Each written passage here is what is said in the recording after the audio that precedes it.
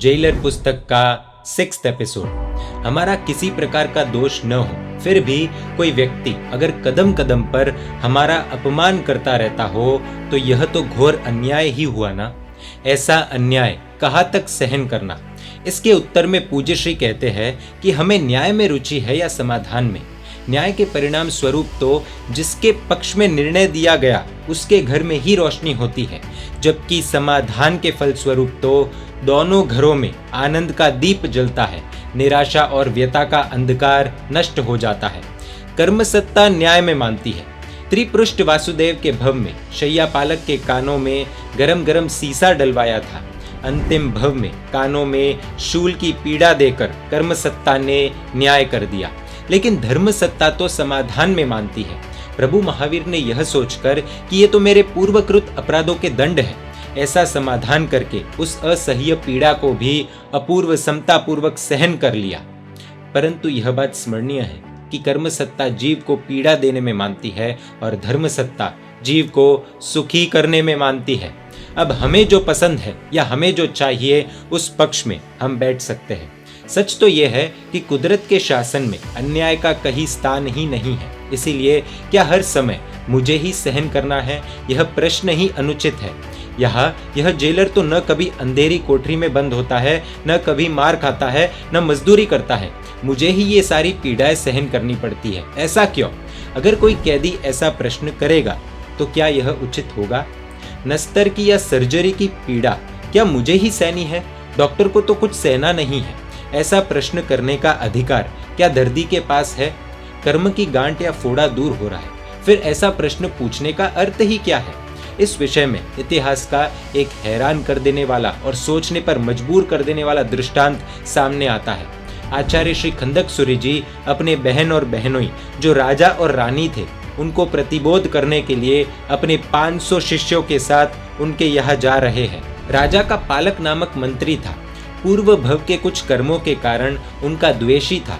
पालक ने राजा को भ्रमित किया कि खंदक सूरी संयम जीवन को छोड़कर राजा बनना चाहते हैं।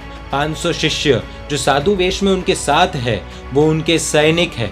मंत्री ने ऐसा स्टंट किया कि राजा को यह बात सच प्रतीत हुई। राजा ने गुस्से में आकर खंदक सूरी तथा 500 शिष्यों को बंदी बना दिया और उनको सजा करने की संपूर्ण सत्ता पालक को दे दी। पालक ने यांत्रिक घाणी तैयार करवाई। सभी को उस घाणी में जीवंत ही पीस देने की क्रूर देहांत दंड की सजा सुनाई। खंदक सूरी जी ने अपने 500 शिष्यों को इस प्राणांत वेदना को समता से सहन करके अद्भुत आत्म साधना कर लेने की प्रेरणा की, क्योंकि जब पता हो कि मृत्यु सामने है और दूसरा कोई उपाय नहीं है, तब मृत्यु से डरकर या किसी से द्वेष करके आत्मा की दुर्गति की संभावना होती है। इसीलिए आत्मा को दुर्गति से बचाने के लिए समता से सहन करने की यह प्रेरणा थी। पालक को ऐसा ही जेलर या सर्जन डॉक्टर मानने वाले 500 शिष्यों ने घाणी में पिसे जाने की प्राणांत वेदना में भी अन्याय न देखा तो केवल ज्ञान रूप श्रेष्ठतम पुरस्कार प्राप्त कर मोक्ष सिधाए। यानी पालक नामक मंत्री ने 500 साधुओं को घाणी में पीसा। उन साधुओं के मन में पालक के प्रति द्वेष भाव नहीं जागे। उन्होंने सोचा कि ये तो जेलर है, पूर्वकृत अपराधों की सजा मिल रही है, इस कारण से कुदरत ने उन्हें केवल ज्ञान रूप श्रेष्ठतम पुरस्कार प्रदान किया।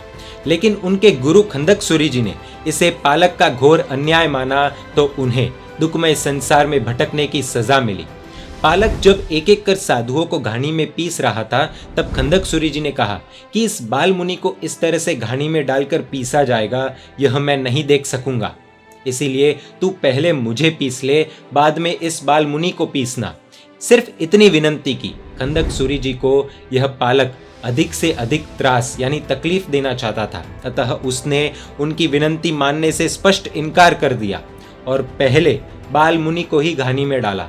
खंदक सूरी जी मन में सोच रहे थे कि बिना कारण के मेरे 499 निर्दोष साधुओं को तूने घानी में डालकर पीसा, फिर भी मैंने एक शब्द तक नहीं कहा और केवल क्रम बदलने की छोटी सी विनंती कर रहा हूं कि बाल मुनि से पहले मुझे घानी में डालकर पीस ले, उसका भी तूने स्वीकार नहीं किया। यह तेरा घोरतम अन्याय है और इस घोर अन्याय को मूक साक्षी बनकर देखने वाले ये नगरजन भी अन्याय को न रोकने का अन्याय कर रहे हैं। अन्याय होते देखा तो मन उसे सहन करने के लिए तैयार होगा ही नहीं, और फिर भी उस अन्याय को रोक न पाए, लाचार विवश होकर भी यदि उसे सहन करना पड़े तो मन प्रतिशोध के लिए तैयार होगा ही। खंदक सूरी जी की मानसिक स्थिति ऐसी ही थी कि यह दुष्ट पालक, उसे ऐसा क्रूर कर्म करने की स्वतंत्रता देने वाला राजा और उसे निषेध न करके इस अन्याय में साथ देने वाले ये प्रजाजन, इन सब के साथ इस नगर का नाश करने वाला बनूं, ऐसा नियाड़ा कर लिया। यानी आज तक की हुई तप आदि साधना के फल स्वरूप मुझे भविष्य में कोई प्रबल शक्ति समृद्धि प्राप्त हो, ऐसी प्रबल इच्छा कर ली। सिर्फ जानकारी के लिए बता दे, नियाड़ा राग द्वेष के कारण ही बांधा जाता है, अर्थात खंदक सूरी जी ने बाल मुनि के प्रति राग और बाकी सब के प्रति द्वेष किया और नियाड़ा कर लिया, परंतु परिणाम कुदरत की ओर से पुरस्कार या दंड, कुदरत ने ऐसा दंड दिया कि 84 लाख योनि में भटकते रहे। संगम देव ने प्रभु महावीर पर एक रात में अत्यंत भयंकर 20-20 उपसर्ग किए। इसके बाद भी उसने प्रभु का पीछा नहीं छोड़ा। 6 महीने तक अनेक प्रकार से प्रभु को पीड़ा पहुंचाने का प्रयत्न करता ही रहा। इतना होने पर भी प्रभु ने इसे अन्याय नहीं माना है। क्या प्रभु को किसी प्रकार की हानि हुई? एक बात हमें हमेशा याद रखनी है, यह कर्म सत्ता दंड देने के विषय में जिस प्रकार अत्यंत निर्दय है, उसी प्रकार क्षमा करने के विषय में भी वह उतनी ही दयालु भी है। अगर हम हमारे एक अपराध के दंड को समता पूर्वक सहन कर लेते हैं तो यह कर्म सत्ता हमारे अन्य अनेकानेक अपराधों का दंड माफ कर देती है। जेलर प्रतिदिन कैदी के पास कठिन से कठिन परिश्रम करवाता है, ऊपर से कोड़े भी मारता है। कैदी आज्ञांकित सेवक की तरह दिया गया हर एक काम, प्रत्येक काम कर लेता है, मार भी चुपचाप सहन कर लेता है। यह क्रम प्रतिदिन चलता है। कारागार में हो रही इन घटनाओं को ही अगर कोई देखेगा तो उसे इसमें जेलर का अन्याय ही दिखेगा। लेकिन जो व्यक्ति अपनी दृष्टि को कारागार से बाहर ले जाएगा और कैदी के अपराध तथा न्यायालय द्वारा दिए गए दंड तक अपनी दृष्टि को ले जाएगा तो उसे उसमें अंश मात्र भी जेलर का अन्याय नहीं दिखेगा, केवल और केवल न्याय ही दिखेगा। प्रस्तुत विषय में भी यही बात है। मेरे साथ घोर अन्याय हो रहा है, ऐसी शिकायत करने वाला जो भी हो उसे समझना चाहिए कि वर्तमान जीवन तो कारागार स्वरूप है, यानी एक जेल के स्वरूप है। मान लेते हैं कि इस कारागार में तो हमने कुछ भी गलत नहीं किया है, परंतु अपनी दृष्टि को यही तक सीमित नहीं रखकर इस कारागार से आगे पूर्वजन्म, उनमें किए हुए अपराध, कर्मसत्ता के न्यायालय द्वारा दी गई सजा, इन सब बातों तक अपनी दृष्टि को हमें ले जाना है तो निश्चित रूप से हमें कहीं पर भी अंश मात्र भी अन्याय नहीं दिखेगा, न्याय ही प्रतीत होगा। और अगर न्याय की प्रतीति होगी तो मन उस सजा को सहन करने के लिए निश्चित रूप से तैयार हो जाएगा। यही नहीं, सजा को सहन करते हुए भी वह मन पूर्णतः शांत बना रहेगा। एक मिनट, हम तो मॉडर्न वर्ल्ड में जी रहे हैं, ये पूर्व जन्म, पूर्व भव, ये सब क्या होता है? हम कैसे मान ले कि पूर्व भव या पूर्व जन्म होता भी है? और विज्ञान में इन चीजों के लिए जगह भी है क्या? जी हाँ, है।